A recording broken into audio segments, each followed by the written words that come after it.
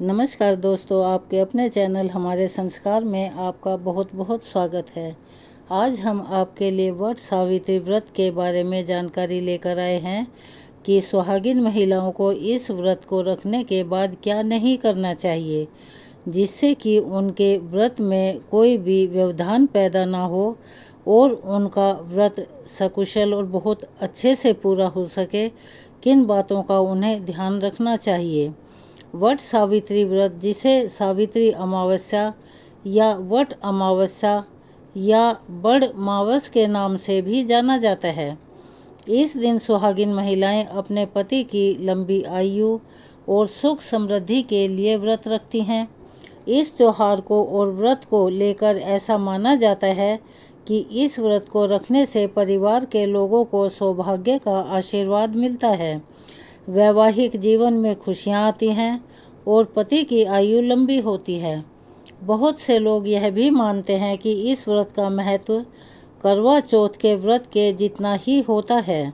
इस दिन व्रत रखकर सुहागिन महिलाएं वट वृक्ष की पूजा करती हैं और अपने पति की लंबी आयु, सुख समृद्धि और अखंड सौभाग्य देने के साथ ही हर तरह के दुख और कष्टों से मुक्ति पाने के लिए विनती करती हैं। वट सावित्री व्रत के दिन सुहागिन महिलाएं सुबह उठकर अपने दैनिक कार्यों से निवृत्त होकर स्नान आदि करके 16 श्रृंगार करती हैं और व्रत का संकल्प लेती हैं। ऐसा माना जाता है कि वट सावित्री व्रत के दिन विधि विधान से पूजा करने से महिलाओं को अखंड सौभाग्य का आशीर्वाद मिलता है।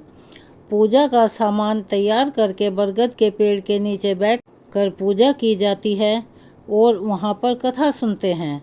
आज के इस वीडियो में हम आपको जानकारी दे रहे हैं ऐसी 7 गलतियों के बारे में जो कि भूल से भी सुहागिन महिलाओं को इस दिन नहीं करनी चाहिए।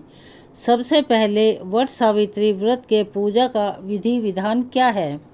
इस दिन महिलाएं सुबह जल्दी उठकर स्नान आदि से निवृत्त होकर लाल या पीले रंग के वस्त्र धारण करके तैयार हो जाएं। 16 श्रृंगार अवश्य करें। साथ ही पूजा की सब सामग्री को एक जगह पर इकट्ठा कर लें और एक बांस की टोकरी में रखें या फिर थाली सजा लें। किसी भी वटवृक्ष के नीचे सावित्री और सत्यवान की प्रतिमा स्थापित करें। फिर बरगद के वृक्ष की जड़ में मीठा जल अर्पित करें। फूल, अक्षत, भीगे हुए चने, गुड़ और मिठाई अर्पित करें। वट वृक्ष के तने पर सूत लपेटते हुए 7 बार परिक्रमा करें। अगर कच्चा सूत आपके पास उपलब्ध नहीं है तो आप मौली का प्रयोग भी कर सकते हैं। अंत में वट वृक्ष को प्रणाम करके परिक्रमा पूर्ण करें। हाथ में चने लेकर वट सावित्री की कथा पढ़नी या सुननी चाहिए। पंखे से सत्यवान और सावित्री की हवा जरूर करें। इस दिन वटवृक्ष की भी पंखे से हवा करनी चाहिए। यदि आपके पास हाथ का पंखा नहीं है, बांस का पंखा उपलब्ध नहीं है, तो आप पेपर से भी पंखा बना सकते हैं। पूजा संपन्न होने के बाद ब्राह्मणों को अपनी सामर्थ्य के अनुसार भोजन कराएं। वस्त्र, फल और दक्षिणा जरूर दें। वट सावित्री व्रत हर साल जेठ महीने की अमावस्या तिथि पर आता है और हिंदी कैलेंडर के अनुसार अमावस्या तिथि की शुरुआत 5 जून की शाम को 5:54 से हो रही है और इसकी समाप्ति 6 जून को शाम को 6:07 पर होगी। उदया तिथि के अनुसार इस साल वट सावित्री का व्रत 6 जून को रखा जाएगा। पूजा के लिए शुभ मुहूर्त रहेगा सुबह 11:52 से लेकर दोपहर 12:48 तक। तब तक ही वट सावित्री पूजन के लिए आवश्यक सामग्री इस प्रकार है। सत्यवान और सावित्री की मूर्ति, कच्चा सूत, बांस का पंखा, लाल कलावा या मौली, बरगद का फल, धूप, मिट्टी का दीपक, घी, मौसमी फल फूल, बताशे, रोली, कुमकुम और वस्त्र, क्योंकि इस दिन सत्यवान सावित्री को वस्त्र भी अर्पित किए जाते हैं। आप श्रृंगार की सामग्री भी इसमें रखें। इत्र, सुपारी, पान, नारियल, सिंदूर, दूर्वा घास, अक्षत और दक्षिणा के लिए पैसे अर्पित करने के लिए जो भी पकवान आपके घर पर बनाए जाते हैं और उसके साथ भिगोए हुए चने, स्टील या कांसे की थाली जिसमें आपको सभी पूजन सामग्री को एकत्रित करके रखना है। थाली की जगह आप बांस की टोकरी का इस्तेमाल भी कर सकते हैं, जो कि प्राचीन समय से किया जाता रहा है। आपके घर में जो भी मिठाई बनी हो या आपने बाजार से खरीदी हो, भोग स्वरूप अर्पित की जाती है। घर में बने हुए पकवान और जल से भरा हुआ एक कलश जिसमें टोंटी लगी हुई हो, वह आवश्यक होता है। पूजन सामग्री की बात अब चलिए जानते हैं उन 7 गलतियों के बारे में जो कि सुहागिन महिलाओं को इस दिन भूलवश भी नहीं करनी चाहिए।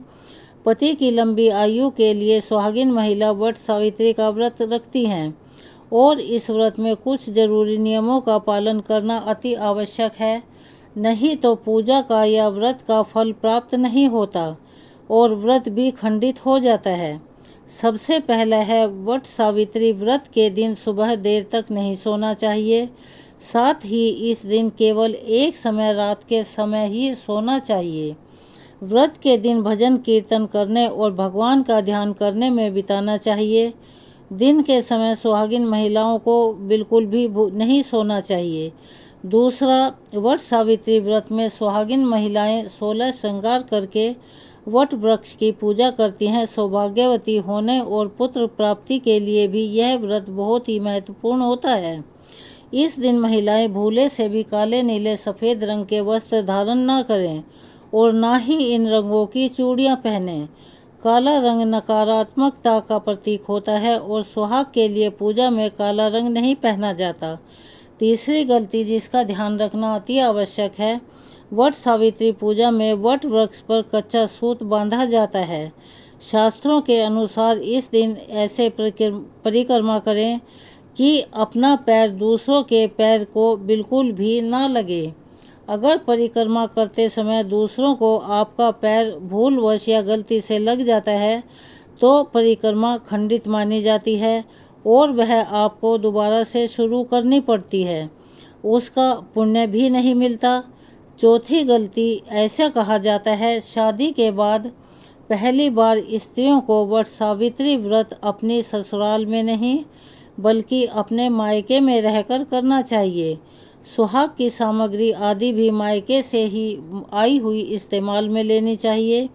पांचवी गलती जिसका ध्यान आपको रखना है, इस दिन बहुत सारे लोग वट वृक्ष की नीचे या वट वृक्ष से जुड़े हुए कुछ उपाय करते हैं, लेकिन जो भी व्रत रखते हैं उन्हें इस दिन भूले से भी बरगद की टहनियाँ नहीं तोड़नी चाहिए, क्योंकि इसे माँ सावित्री का प्रतीक माना जाता है। ऐसा करने पर व्रत पूजा निष्फल हो जाता है और यह पति के लिए भी बहुत अशुभ माना जाता है। छठी गलती जिसका ध्यान रखना जरूरी है, हिंदू धर्म में हर पूजा और उसकी कथा का विशेष महत्व होता है, इसीलिए वट सावित्री व्रत में कथा जरूर सुनें। कथा को अधूरा ना छोड़ें। जब तक कथा चल रही है तब तक उस समय अपनी जगह से नहीं उठना चाहिए और बीच में बातें भी नहीं करनी चाहिए, इससे पूजा निष्फल हो जाती है। सातवीं गलती जिसका ध्यान रखना बहुत ही आवश्यक है, इस दिन आपको अपना व्यवहार बहुत ही संयमित रखना है। अगर कोई महिला अपने सुहाग के लिए इस व्रत को रख रही है तो इस दिन आपको अपने व्यवहार पर संयम रखना होगा, यानी कि किसी से गलत शब्दों का इस्तेमाल ना करें। इस दिन अपने जीवन साथी के साथ किसी भी प्रकार का वाद विवाद या बहस करना ठीक नहीं है। झूठ नहीं बोलना चाहिए। किसी के प्रति घृणा या द्वेष आदि की भावना मन में ना रखें। यदि ऐसा होता है तो फिर की गई हर पूजा का या व्रत का फल आपको प्राप्त नहीं होता। तो यह थी आज की अमावस और वट सावित्री व्रत के बारे में जानकारी। अगर आप हमारे चैनल पर नए हैं और अभी तक आपने हमारे चैनल को सब्सक्राइब नहीं किया है तो प्लीज़ चैनल को सब्सक्राइब कर लें। वीडियो को लाइक करें, ज़्यादा से ज़्यादा शेयर करें ताकि यह जानकारी और लोगों को भी मिल सके, उन्हें भी इसका लाभ प्राप्त हो सके। बेल आइकन को प्रेस करना ना भूलें ताकि हमारी आगे आने वाली हर वीडियो की जानकारी नोटिफिकेशन के ज़रिए आपको मिलती रहे। अपने सहयोग और प्यार हमें ऐसे ही प्रदान करते रहें। कमेंट्स बॉक्स में हर हर महादेव, ओम नमः शिवाय लिखना ना भूलें। धन्यवाद।